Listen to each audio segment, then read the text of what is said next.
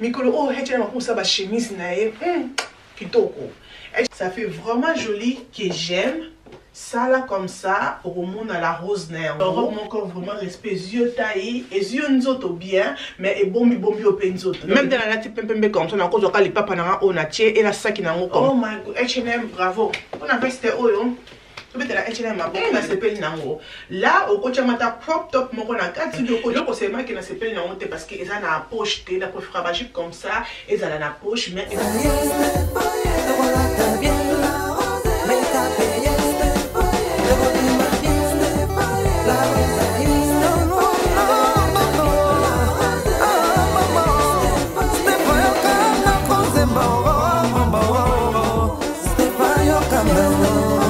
bonjour les belles dames, j'espère que vous allez très bien, bien par la grâce de Dieu. Ça fait vraiment longtemps que tout le monde a été. Oh my god, donc oui que spring et donc comme le temps autant il y a moi tant collection nzoto muke donc fashion asika et côté na H&M on attend où il y a moi na temps spring tina été na vie pourquoi pas tout totalement d'abord totalement de fashion nga sika eza koma bilo koma sika ba bimisi na H&M ba sali yango koma est-ce que ça ba guna biso ba mama ba jeune maman est-ce que trop sepela nango donc tout me kanga na bino ensemble et que ça la toujours bien ma casse que ça mba liboso ki otalanga comme olanga Stéphanie la Rose vous sentez que ça la abonner na chaîne nanga c'est que ça mto linga ka cuisine fashion vlog donc ko voyager ko bima donc awa okomona tout sauf rien, ok?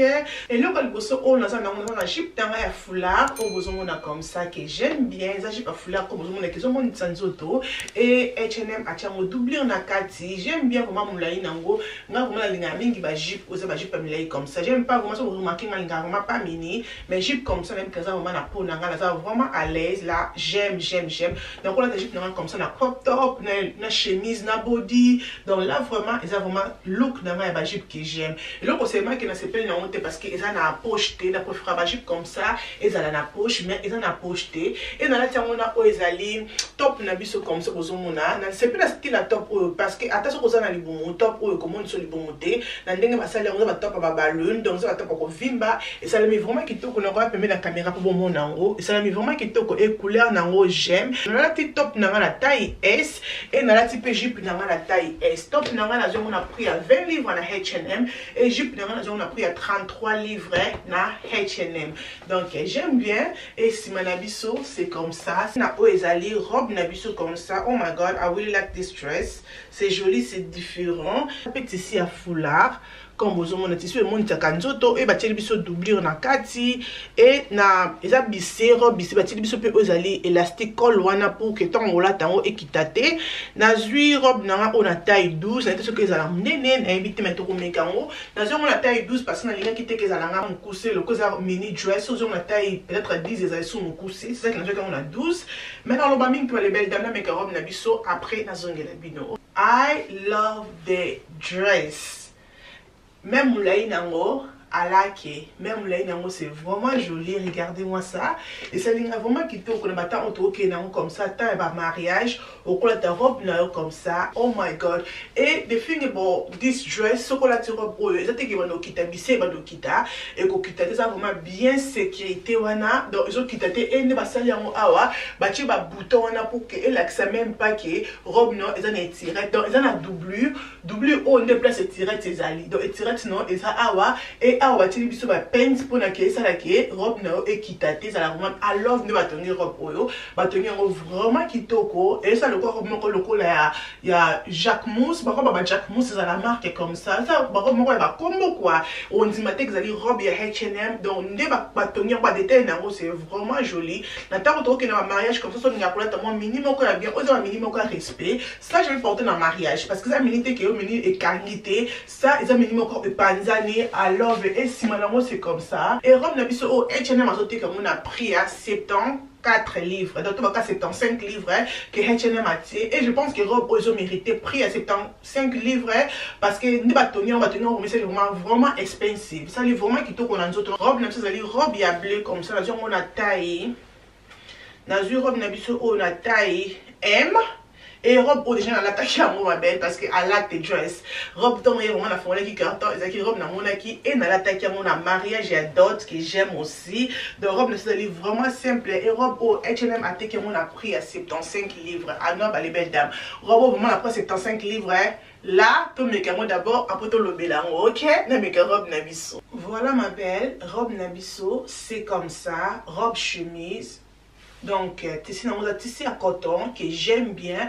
Et là, c'est peut-être que robe nabiso ça va détail au bâti biso comme ça, ma dodo au bozomona. Et ça biso vraiment robe wow. Et puis si robe besoin la ceinture. Donc, quand tu as ceinture, donc on la ceinture, tu ceinture on sous mais moi on a préféré qu'il y ait c'est avec ceinture nango comme ça.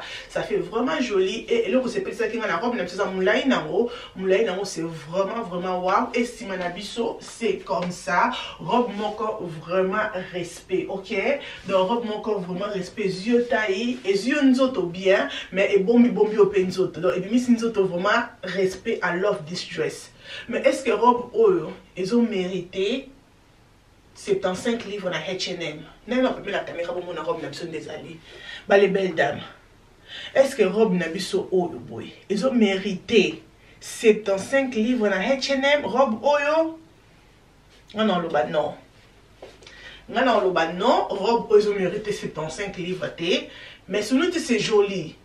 Couleur na couleur ils ont vraiment couleur encore aux vraiment la fashion on a spring comme ça couleur bleue comme ça vraiment la fashion oui on sait bien mais là vraiment na 75 livres on a robe chemise comme ça H&M robe simple comme ça I love the dress mais pour les 75 livres bah une nouvelle dame I like the dress. Si vous avez un bon morceau bango, au sommet ou bien sur le baquet, tiens on a wish list na yo, zela ton H&M matière à 15%, mais ton H&M matière à qui va spring à qui sibiloko, robe occupée au kita, j'aime bien. C'est vraiment joli comme on croque dans l'église, on dans la fête, on dans partout dans restaurant, robe encore vraiment respect ça dépend c'est mandingue aux ola telango, mais sur nous t'es à l'acte de dress. Pour la maman robe oyo à laquer. Et alige pantalon ou tout le monde a pantalon donc pantalon à PMB et dans un pantalon on a taille 12 donc taille 12 dans un pantalon on a collection à H&M Edition donc H&M Edition dans la bloc à kitoko on a H&M Studio pas à peine la bloc à kitoko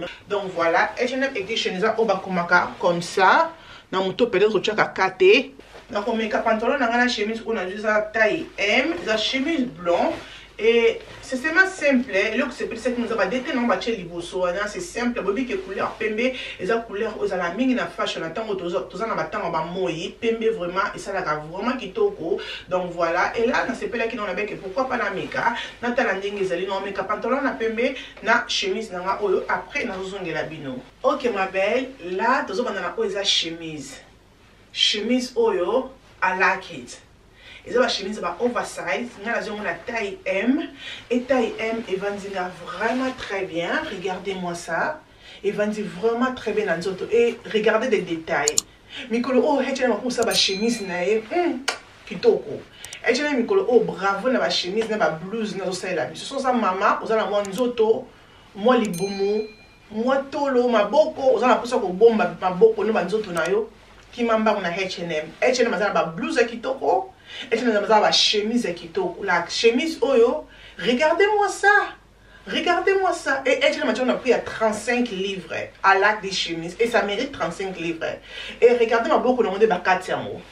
Là, ils ont un bouton comme ça. Ils ont coupe nango. Ils ont comme ça. Et regardez-moi ma dessin, ma salle libiso na liboso. Regardez Ndengezali, c'est vraiment, c'est donc la chemise pembe, dans la chemise à pembe il y a pembe comme ça à coton, dans la chemise à pembe, dans la chemise à pembe à lin, mais pas chemise à pembe comme ça. I love this chemise, c'est vraiment joli. Et na sebe pe na col na Ndengezali. Donc bloko oyo c'est pe na ba ke tia mon wish list na ezela motango ekokita. OK? Donc voilà, chemise sur la sima nango. C'est comme ça, comme on a vu qu'ils allaient oversize chemise et ils allaient aussi jolis. Pantalon on a pris à 45 livres et on a taille 12 et pantalon est cooking aussi très bien comme vous mona. Ils ont vraiment la scène de linga, vraiment tenga pantalon ça vraiment la c'est à ma colo. Pourtant on a moins talent et ça la wow, mais ils ont été ma bé, donc on a toujours comme ça, mais pas vraiment avec talent, on peut faire comme ça qu'avec les papas on a été, mais tout ça moi et demi comme ça, mais celui j'aime. Ils allaient pantalon à high waist, donc voilà, les colons, c'est même pas détail dans les colons, ça fait joli. Ils ont pantalon high waist et ils ont emmené dans le quête, mais sinon ça va. À la fin, on comme ça, au moins ça pas tout le monde couleur, il pas prendre mon couleur, ça fait vraiment joli qui j'aime. La carton on a la top na oyo ezali accessoire, na zo ki oyo ezali papa. Non, il a peut mettre pour mona. Les papa na biso, c'est comme ça que j'aime. Là, on a ça qui n'a pas comme ça, mais là, on a les papa na côté. Même dans la type comme ça, on a encore les papa na on a tié et là ça qui n'a comme ça. L'inette moko est bien souple kitoko et dans le papa oh la taille 40 et taille 40 c'est coquine très bien comparé que on la taille 40 c'est coquin raté mais oh taille 40 et coquine bien non mais c'est comme ça va les belles dames à la qui vraiment des papa ça les papa là je vais garder et le papa oh on a pris à 28 livres na H&M à la qui yeah. Ça c'est vraiment joli yeah. Et ça qui moko na ça qui na nango ah donc on a chambre les belles dames faut que dans la classe bientôt vraiment joli même comme dans on l'a comme ça qui en haut comme match comme ça vraiment qui tourne lunette mais encore bien et puis sur le look encore vraiment qui tourne pour la spring à la qui des slippers pas rien à dire c'est vraiment confortable plein de temps en temps aux hommes mon pépé moi ma lili au là tango parce que ça fermé dans un temps mon pépé comme ça au quoi t'as toujours le papa non aux là à l'aise parce que na quatre nango ezali moto si je peux dire ça OK la quatre carton na biso za na oyo ezali top sur le là top na biso ezoya comme ça et top oyo nous avons la taille M et nous avons la H&M Edition. H&M Edition, c'est vraiment un bleu qui toko. Et top, nous avons la couleur, il y a cream. C'est comme ça là. Non, mais quand on a un auto et nous avons de la bino, ok? Ok, ma belle, I like this look. Nous avons mobimba, mais I like it avec ces tops, pantalon à pembe et avec le papa oyo. Et ça est vraiment qui toko. Bien, nous avons une koi. Mais à la que j'aime bien vraiment dire sali et ça est vraiment kitoko n'attend on que non comme ça mais top nanga oyo H&M donc il y en a bah pourquoi H&M a top oh so expensive je pense que parce que pour na ba silver ou acheter des biscuits comme ça ma belle top au besoin na on a taille M et H&M a acheté cercle on a biso oyo na prix à 60 livres sur la rose à lobby ou à lobby H&M on a pris à 60 livres top oyo boy bisanga pourquoi H&M attends mon anda ko autant au vendre tant on ko créer top oyo au top au 60 livres pourquoi et là ka top ka top ya tricot au 60 livres na simana ngo tsheli biso bangelingeli ote na simana ngo za vide pourquoi tsheli biso top au na 60 livres non on va comprendre come on H&M come on H&M bah ce n'était à l'acte des top mais pour la prix 60 livres non ma carton nanga na moni na zana ko za chasser au comme ça to kotala toki soki ezali na kati tozana oyo ezali veste na biso j'aime bien le ko spécial na veste oyo ezali coupe nango nde bakati yango donc za vraiment coupe moko zo plus expensive ça pas ki na za wana tala ngayo na koti donc j'aime et na mapeka nango ba tsheli biso oyo za ba éponge donc ba éponge ma casté me ba tshie et na suis veste o na taille L nete soki ezala nga munene mais na zo na taille L et na komeka ngo na nzoto totala ndenge ekosala na couleur ya cream OK oh my god I love this veste bah les belles dames I love it oh my god bah les belles dames j'aime mama mounoué this veste ce veste là et ça comme si que veste mon est fancy oui là bimisa veste mon ko est fancy mais là qui a jean c'était vraiment coupe oyo exactement beaucoup ça là comme ça sur le monde image dans on la bino vous avez comme mini robe comme mini veste oh my goodness oh my god H&M bravo on a veste oyo tu peux te la H&M ma beaucoup bah les belles dames bravo H&M quand on a la comme ça et na ça qui n'a bien l'ex là oyo quand on a le papa là on a la H&M souple donc quand on a beau bouton et ba bouton on a bouton oyo bomba manakati oyo ça qui est mon na raté je pense que pour ngai veste oyo faut on a M parce que veste oyo ko za bien ce qui kangio siko na loketo mais na on a M ce qui ma boucle vous a mis coussé parce que regardez-moi ça ma boucle vous a déjà moi mis coussé mais ça aux seulement à elle mais ok pas tailleur à diminuer comme ça le keto Le kete ça là comme ça et ça là joli pour la tango même sans body na kati ou seulement singlement encore et au veste na yo au et le kono rotia jean na yo pantalon là ici comme ça je pense que ça fait vraiment joli mais si nous t'es na normal parce que ça monné dans le kete awa c'est linga comme ça mais ce que kanginga et pour ça là qui toko veste oyo et je na voiture on a pas combien 60 livres. That's a good price. 60 livres pour une veste, les belles dames, ils ont vraiment pris mon coin bien. Mais veste, on a veste aux autres, c'est que la veste est chère. Et ça, c'est que le comment est moins cher. Ce qu'on l'a tiré, on tient accessoire, on tient sac, on tient mon lunette, on tient ce qui est bien. Veste, ça là, vraiment expensive, que j'aime bien. Là, vraiment, pour la prix 60 livres, so, regardez les détails de la veste. Si ma veste là, c'est comme ça. Et ton ami vraiment kitoko bato batongi veste oyo bazu vraiment tana bango ya kotongela biso veste oyo ton ami vraiment kitoko et na poche ça vraiment poche te ça ka fantasy ni balé wana que j'aime veste oyo na eloko mabe ko lobela ngote na beteli H&M maboko bravo H&M. Et na carton na so na oyo ezali pantalon oh vous avez pantalon na ngai préféré. Les belles dames, vous remarquez que la rose est la couleur à crème. D'ailleurs, on les a vraiment la fashion pour na tant auto que na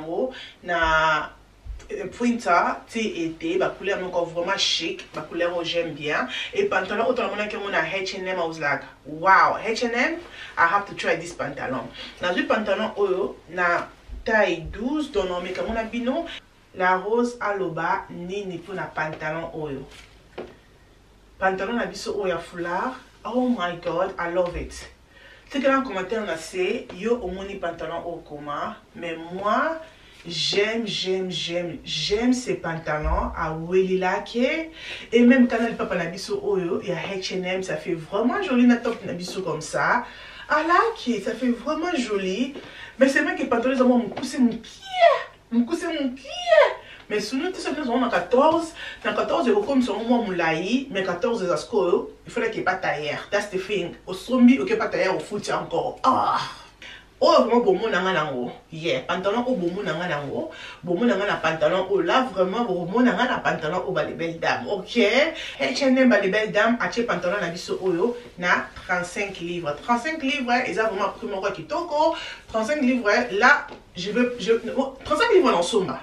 35 livres l'ensemble parce que ça a pris mon corps normal. 35 livres on a pantalon oh, sauf que nous on va placer monsieur ils va prendre à 60 50 mais là on a 35 livres là vraiment la temps auto que nous va moi là na resomba j'aime bien c'est que commentaire na c'est au moins pantalon au comment et pantalon na komeka ngo na chemise na biso chemise un peu na toi qui vous avez chemise à foulard pour kongola tout à ndenge pour ça là ensemble parce que vous dites que ma foulard oyo yango vraiment déjà vraiment na temps na spring na été ils ont vraiment la temps oyo ezali veste oyo eza veste na taille M le quoi na body ils ont veste foulard ça vient comme ça ce qu'on dit la temps ensemble ouh les belles dames c'est vraiment joli na sepeli nango na sepeli nango là au coach mata crop top moko na kati bi au coach mosungula ko crop top te au coach ta maillot de bain moko na kati ou bi au coach single moko na kati bi au coach de la chepe comme ça.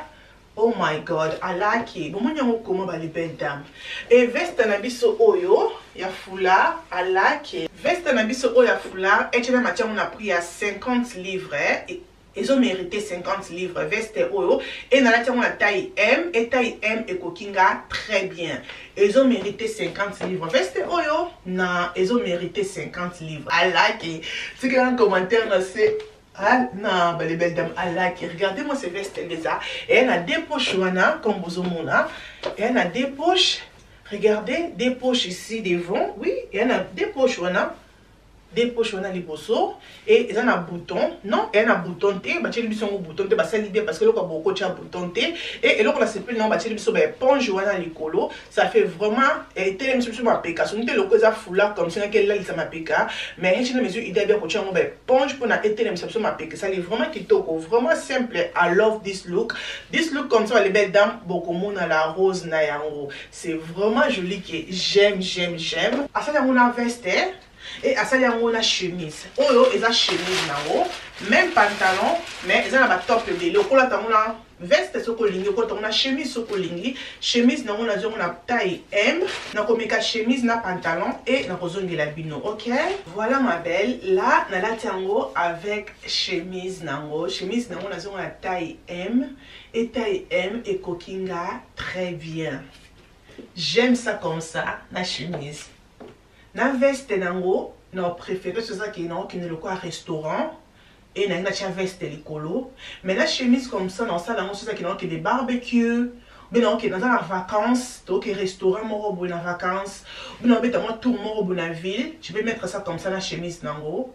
Chemise nango bah on a pris à 30 livres. Donc comme ça ensemble ça fait 60 livres na H&M. Bravo. Bravo H&M, ensemble comme ça 60 livres et ce beau c'est là on voit 15% au cause on a 15% de cause on a 7 ans c'est le que ça n'a été mais cause la mine était 60 tous à comme ta terminé parce que là même ce qu'ils a toujours pour la semaine bloqué depuis longtemps anniversaire nana mais la 8 ans c'est la nouvelle vidéo et le logo on a décidé qu'il y a ça la vidéo pour dans et cause la out of stock avant que pour bientôt la spring aussi là était Zoya. OK ma belle, moi je vais porter ça comme ça. I like it. I like it. J'aime. Regardez-moi ça. Ça fait vraiment joli que j'aime. Ça là comme ça. Au monde à la rose néango. Même les papas seulement. Même les papas avec sapato oyo. Na les papa oyo et la même na saki nango et que ça la vraiment qui toko les net non quoi bien la na Instagram nanga la rose show au komo na ndenge la rose akola telango. OK o eza top asuka foulard ke naza nango comme na beke pantalon oyo H&M epesi yango ba option ebele ya kola telango oza pe na oyo ezali top single comme ça mais ça le kola ya robe au kola taper top non elo comme sous au kola taper chemise on elo comme sous comme boyebi. Donc voilà et là non là ça on va ensemble pour mon ndenge et ko ça là. Donc voilà, là moi je préfère ça comme ça et ça vraiment ma favorite. On là comme ça. Maintenant mais comment avec ça tout le monde a dengue et que ça là. OK? OK ma belle, oh ezali top asuka comme dans le bic il y a foulard, oyo H&M sali. Au couleur d'un peu comme ça. I like as well. J'aime aussi, c'est différent. Donc, ils ont et pas solami. Ou encore besoin mona. Na la top nanga oyo na taille M. Oko kama un peu comme ça sur kolingi qui est ça la trotté. Oko la ton mo ezali. Bon ton mo ezawana. Oko kama comme ça et na sima et tikali moulai comme ça sur kolingi. Ça dépend seulement dengue lingo la telango. Mais je trouve que la kanya comme ça fait c'est et puis mi sango. You know, parce que kilote zo monana que ce que ça qui est au tiki mon cas comme ça et ça quoi elle a lisiamo moi ça là tango non kamamo liboso comme ça pour la changer on seulement look au money donc non comme ça mais si nous te top na biso ba on a pris à 25 livres et na la taille M et taille M et coquino aussi très bien. Je pense que même taille S et kokanga mais na ngeke za langa ya okanga na nzoto te le cause ali tissu aux tissu à foulard et bon arake et ça la elembi de na nzoto ça la vraiment kitoko. Là j'aime aussi. Si dans commentaire na c'est yo préfère que la tango na chemise, yo préfère que la tango na veste, yo préfère que la tango na single nango oyo.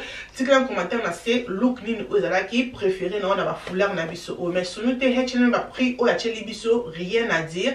À ce moment ba prix encore ya faux de beau ya kitoko pour na biso ya ko bima toujours sexy. Là vraiment na ba été beaucoup mon na biso nango comme ça. H&M bravo na ba pro cheli biso na ba ici na biso oyo ya foulard o eza vraiment la fashion.